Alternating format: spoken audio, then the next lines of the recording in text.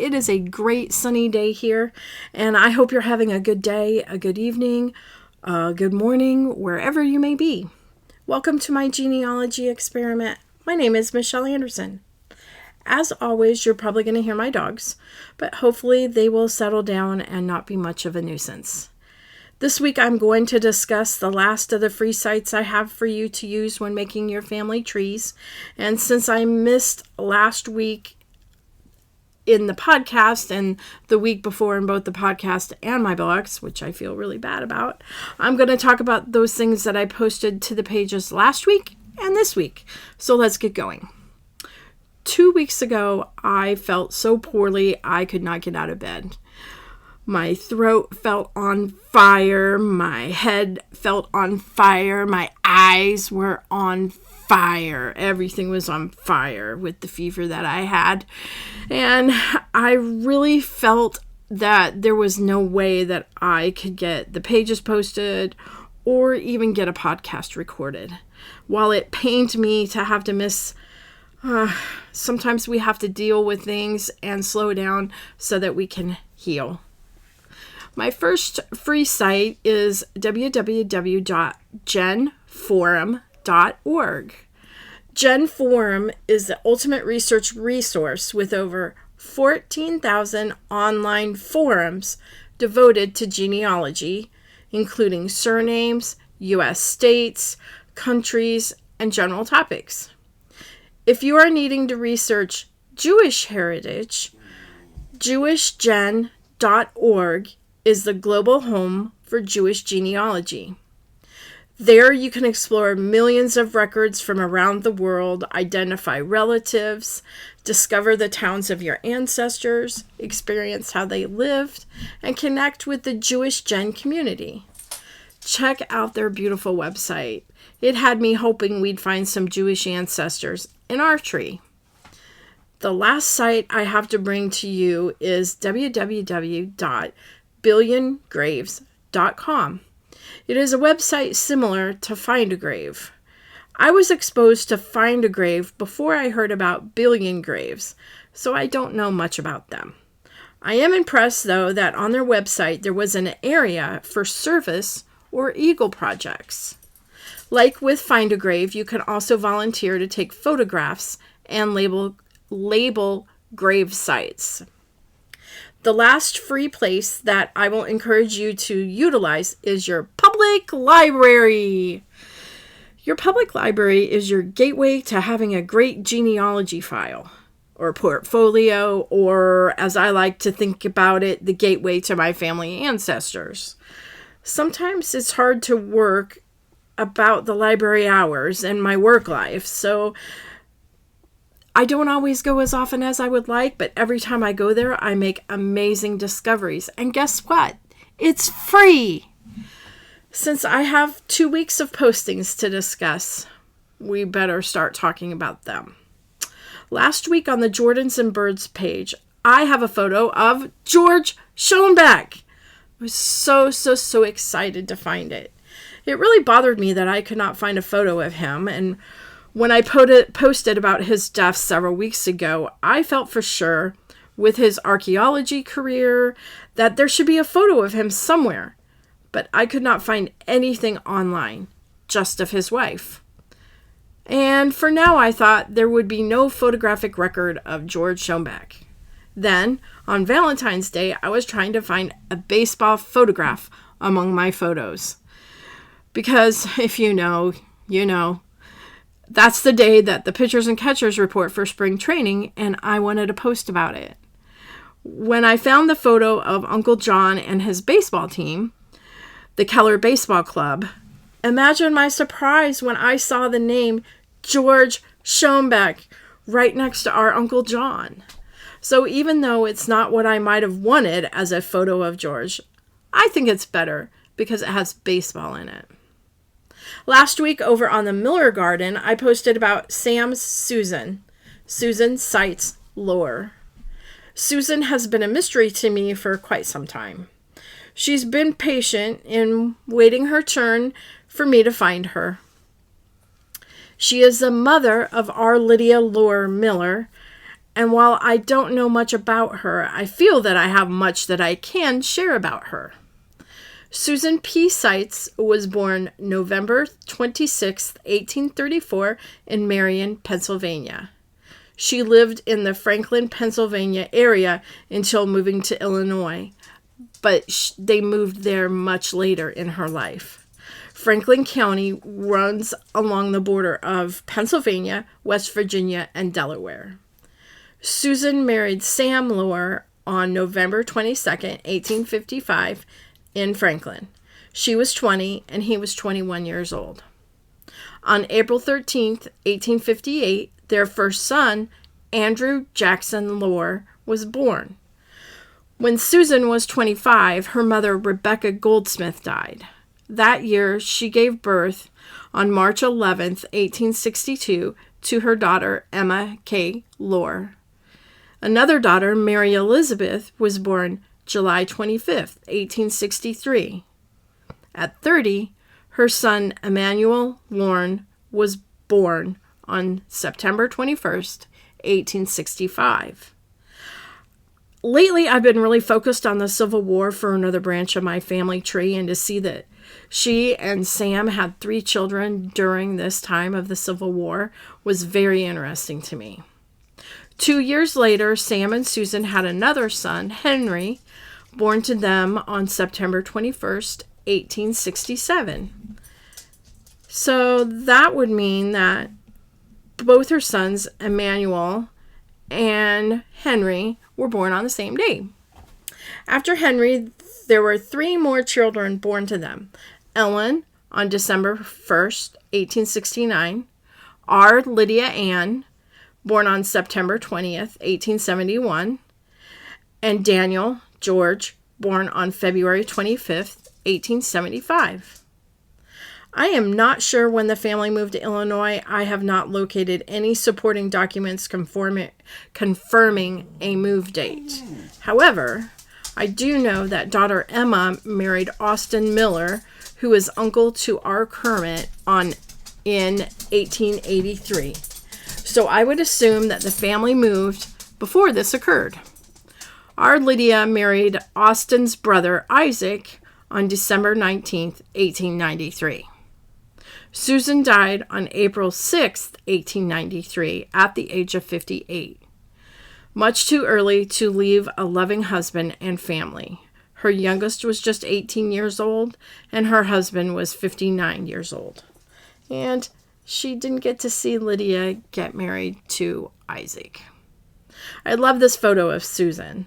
You can't tell much about the year, but based on her hairstyle, I imagine it was taken in the late 1860s to early 1870s.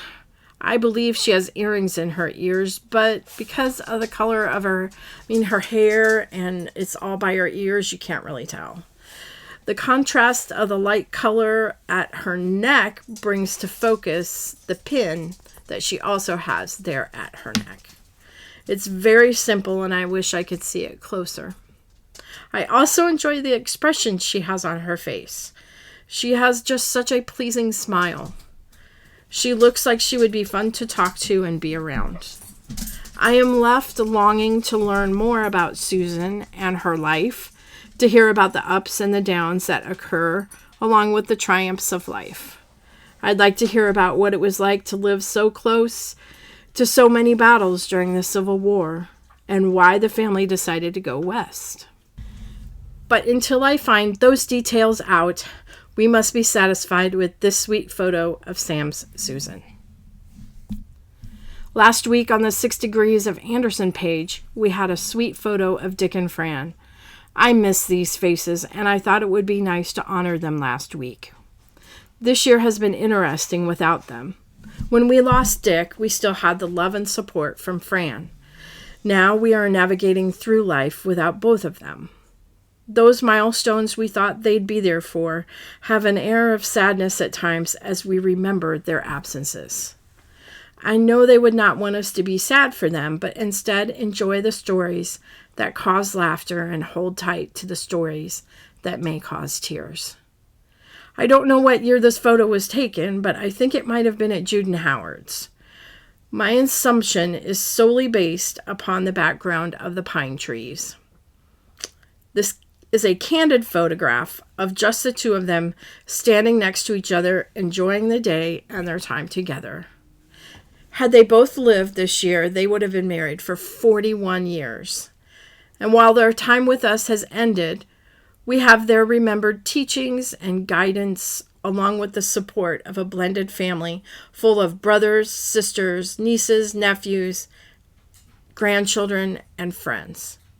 We miss you, Dick and Fran. Now, this week, on the Jordan and Birds page, I bring to you a postcard from Great Uncle John Wenke. Don't you just love getting mail? I think that because so few people send mail, it's special when we receive some. I hoard my handwritten letters and cards, keeping them in my desk to look back on. Here we have a postcard that Uncle John Wenke sent to his sister Rena in 1919. The postmark is September 13th, 1919, in Yellowstone, Wyoming. The postcard itself seems to be a painted photograph of Jackson Lake and the Teton Mountains. It is addressed to Rena Wenke at the family home they shared in Peoria, Illinois, located at the corner of Roman and Sterling Avenues. It appears that John also put that the house had a rural route address. Yellowstone was first established as the nation's first national park on March 1st, 1872. That's a lot of firsts. Signed into law by President Ulysses S. Grant, America's first national park was set aside to preserve and protect the scenery, cultural heritage, wildlife, geologic and ecological systems, and processes in their natural condition for the benefit and enjoyment of present and future generations. Yellowstone encompasses 3,472 square miles, which equals 2,200,021,766 acres. Phew, which makes it larger than Rhode Island and Delaware combined. While Uncle John got to see the Tetons and the wonders of Yellowstone in person, I'm glad that Rena saved this postcard so that we have this record of his trip. To me, it's just as beautiful as the park is. This is as close to deciphering Uncle John's penmanship as I could get. It is faded in spots, and he used very little punctuation.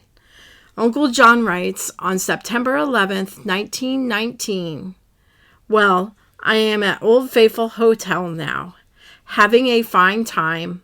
Will write a letter after I get through the park, for I'd not have any time here with go all the time. John."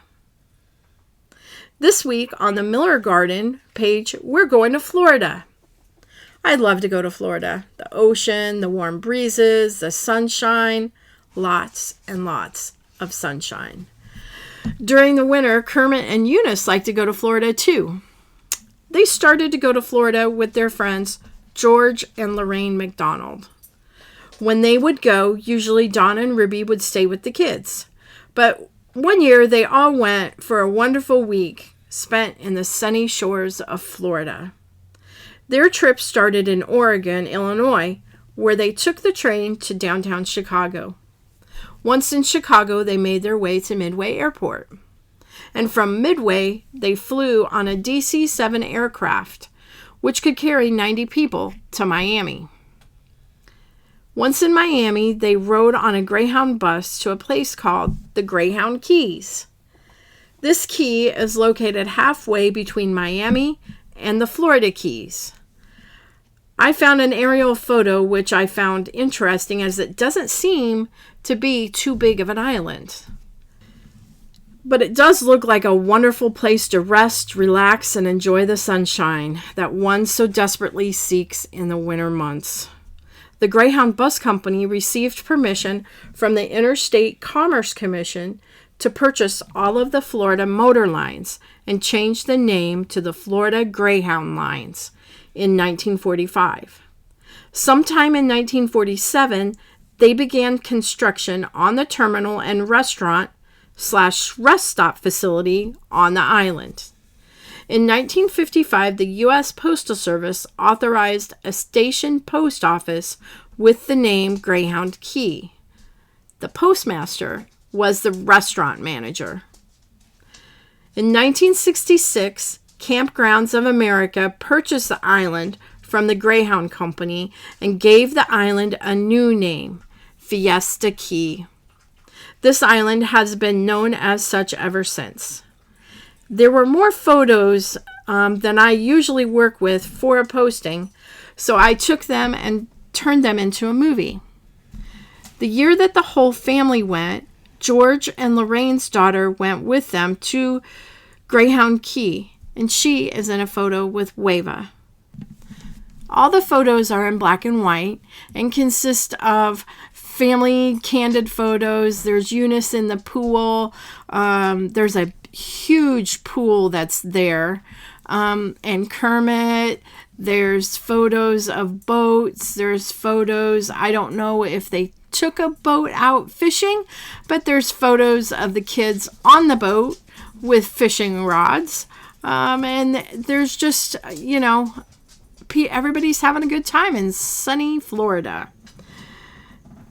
Even though spring is right around the corner, I sure would like to be in sunny Florida right now.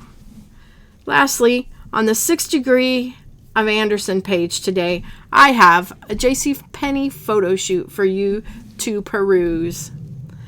Lately, my social media feeds have been full of people who are going to JCPenney's to get their photos done. And from what I've seen, their results aren't as classy as the Andersons' Beldens achieved. I don't know a date of when this gem was taken, but I'm thinking very late 1980s to the early 1990s. If someone knows a date, please let me know. At the focal point are Fran and Dick, looking every bit the professionals that they were. Very put together and looking good. Behind them, I feel the photo is two separate groups. Those in suits and professional clothes, and those dressed in casual clothes. It seems to be very evenly split, too. Leading what I call the suit group, behind Dick, are Kirk and Christy. Kirk is rocking the Tom Selleck mustache, and Christy looks so cute. Their big fluffy hair. Behind Kirk, also in a suit, is Brent. And I just had to wonder, are those matching ties? Or what's going on there, guys? Heading up the casual group is Deanna, who I think is all in denim, but it's that really light faded denim, so you don't really know. She appears to have tan, so I'm thinking that maybe this was taken during the summer. Next to Dee, and also sporting the casual look, is Wade in a white shirt, and our last casual individual is Chris in a black shirt in the back row. Did you know that JCPenney still has portrait studios? They do. So I am going to challenge the Anderson and Belding siblings to have a retro photo shoot done in honor of this photo and their parents. I would love to get us all together for a photo shoot, but I don't think we'd all be able to fit in the small JCPenney photo studios.